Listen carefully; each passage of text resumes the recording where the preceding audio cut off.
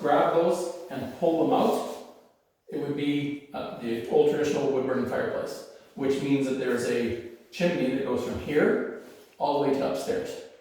If I didn't see this, what would my concern be to my clients? Cold air. Cold air comes low, hot air goes up, right? So you've got a flue with a valve somewhere to open and close these hopefully, but they're not airtight by any means. So you will lose an awful lot of heat out of your basement fireplaces, of the old fireplaces, because it's literally a hole in your house that goes from here straight upstairs. Now there's another fireplace upstairs, so these will not share the same, but they'll have two parallel chimneys that go up side by side, and you'll see them from outside. You'll see them when we go outside again. If they're not going to use this fireplace on a regular basis, they need to check to make sure that it's able to be closed, or they need to put an insert in here, because this insert will actually help air from coming back into this basement. So even if they don't do anything else, they'll keep the air from here to keep this warmer. Because basements are cold as it is. They don't need cold air coming down here all the time. The other thing that if you look right behind Kyle's heels there is a fresh air return in basements. You don't see a lot of them in older homes, and it's one of the reasons why basements are cold. Air comes in through here, but it needs to be sucked back to the furnace from there, and it needs to have that circulation of air. Otherwise it comes down and gets, because hot air rises, stays in the top few feet of your house and finds a path of least resistance to get out of here. So if you're sitting in a chair here, it'll always be cold. That will help it go. So again, recommendations, yeah, if we can put a cold air return, that would really help. The home inspectors are going to mention it as well. So be the hero, know ahead of time what it is. What kind of flooring is this? What kind of flooring is this? Is this a skill testing question? No, that's my biggest weak spot, is I don't know flooring and I don't know countertop. Vinyl plank. Vinyl plank? Yep. And how do you tell?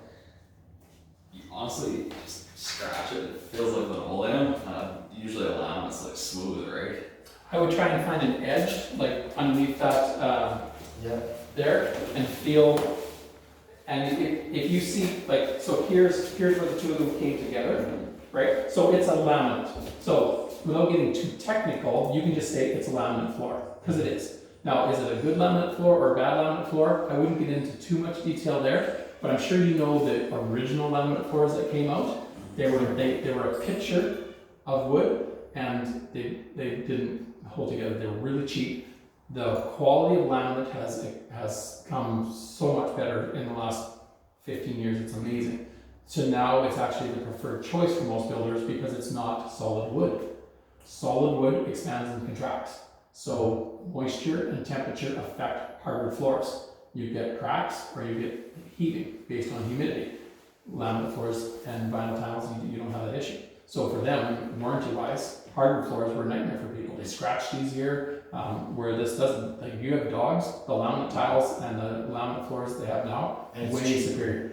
Well, it's getting close to the same price. Like, it's a little bit cheaper in some cases, but you can get stuff that's still $8 a square, and hardwood's just 8 to 10. So you're not, it's not the $1 or $2, which the old laminates when they first came out, they were only a couple bucks a square foot, so they were cheap, but they look cheap too. And people were putting them in rental properties and they just don't hold up. First time you wash them, the corners start lifting up and stuff, right? So, insulation. Do you think there's going to be insulation in this roof? No. Why? Does there need to be? No. No, exactly. So some people say, well, I want to do some renovations in here. Always, if you can reach, do that. Because snow tex is what this is. If it flakes off in your hand, you can scrape that off with a putty knife and you can retexture it really easily. Once it's been painted, which this has been, to get this off is now going to be very, very difficult. They're going to scrape it, and they're going to gouge it, and they're going to have to re-putty it, and they're going to have to resurface it, and it's going to be hard to renovate. So it's not a do-it-yourselfer type job. They'll spray it, they'll water it down, and they'll try to get it to absorb water, and then scrape it. Where snow tex, they would spray it with a water bottle, they would take a scraper, and they would just, and everything falls to the ground. Really easy to renovate. Unless it has like asbestos in it. which some of it could, yeah, if it's got like the little silver stuff in it, is what I was told is an indicator. Like most of the snow techs, I don't know if we have asbestos in it or not, but yeah, good question. Now the other thing is, these are pot lights, so these pot lights are stuck up there and they're creating heat up there as well. So if there was insulation, there would have to be pocket barriers, little plastic domes above them as well, which you wouldn't be able to tell. They've renovated the window in here, and they've done it looks like a decent job. We know if it's double pane or triple pane windows, how we can tell. Right, put something shiny up there, and figure it out. The cranking with the locks are better than the sliders, or the cranking with no locks. The locks sucks that in and holds that extra value. And so again, on a scale of 1 to 10, if the best window in the world is a triple pane, argon gas, hurricane door, blah, blah, blah, if that's a 10, then these are 6s or 7s. These are okay.